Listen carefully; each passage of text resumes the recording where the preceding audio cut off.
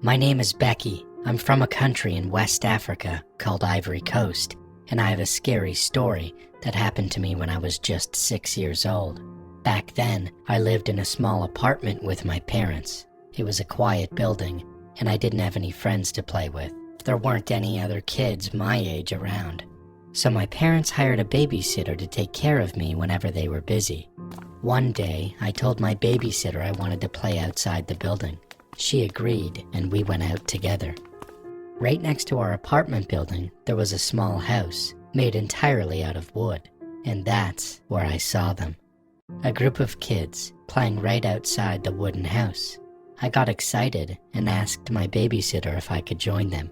She said yes, so I ran over and started playing with them. They were a bit older than me, and I remember they were all siblings. At some point, the older girl in the group said she had to cook something. I was curious and asked, "Can I help you?" She smiled and said, "Okay." Then she told me to go pick up some small rocks, and some big rocks too. I didn't question it, I just did it. She brought out a big cooking pot and placed it over a fire, and then she began putting the rocks I collected into the pot. At first, I was confused, and I asked myself, what is going on? But I was just a kid. I tried to understand and tried to blend in. She covered the pot and waited.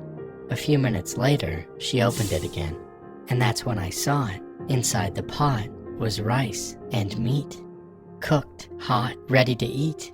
The same pot that was full of rocks just minutes before. I was shocked, but also amazed. I didn't understand how she had turned rocks into food.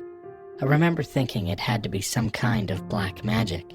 Then she invited me to eat with her and her siblings, and I was so close to saying yes. I was young, and I was naive, and the food smelled really good. But right then, my babysitter, who had been sitting a bit further away, noticed what was going on. She ran over and shouted, "Don't eat that food!" She grabbed my hand and pulled me away. We went straight home. She didn't even say anything on the way back. She just looked scared. Now I'm 16, and I still think about that day. What kind of magic did those children use? What would have happened if I had eaten that food?